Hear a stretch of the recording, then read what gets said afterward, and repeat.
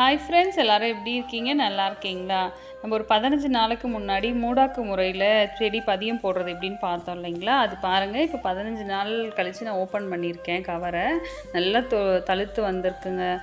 தவசிக்கீரை சின்ன சின்ன பீசஸ் தான் நம்ம கட் பண்ணி நட்டோம். அது எல்லாமே பாருங்கள் தழுத்து சூப்பராக வந்திருக்கு. ஒரு சின்ன பீஸை கூட இந்த மாதிரி மூடாக்கு முறையில் நம்மளால் ஈஸியாக வளர்க்க முடியுங்க. அடுத்தது மல்பெரி ப்ரூனிங் பண்ணேன். அதோட சின்ன சின்ன குச்சிகள் தாங்க எடுத்து சொருவி விட்டுருக்கேன். அது பாருங்கள், அதுவுமே நல்லா தழுத்து வந்திருக்குங்க. அப்பப்போ கவரை ஓப்பன் பண்ணி தண்ணி தேவைன்னா ஸ்ப்ரே பண்ணால் போதும். இல்லைனா ஈரப்பதத்தோடு அப்படியே நிழலில் ஒரு ஓரமாக வச்சிடணும், டிஸ்டர்ப் பண்ணக்கூடாதுங்க. அதுக்கப்புறம் பார்த்திங்கன்னா ஒரு சின்ன அறுவடைங்க, புதினா, மல்லி, பச்சை மிளகாய், அதுக்கப்புறம் ரம்பை இலை, ஒரு அத்திப்பழம் பழுத்து இருந்துச்சு. இதெல்லாமே காலையில் ஃப்ளாவ் பண்ணலாம் அப்படின்னு சொல்லிட்டு எடுத்துகிட்டு வந்தாச்சு. அத்திப்பழம் பாருங்கள் எவ்வளோ ஃப்ரெஷ்ஷாக சூப்பராக இருக்குங்க. ஒரு குட்டி அறுவடை. அதுக்கப்புறம் கொத்தவரங்காலாம் முத்துற மாதிரி இருந்துச்சுங்க. அது கொஞ்சம் எல்லாத்தையும் அறுவடை பண்ணியாச்சு. தேங்க்ஸ் ஃபார் வாட்சிங். நவநவி கார்டனை சப்ஸ்கிரைப் பண்ணுங்கள்.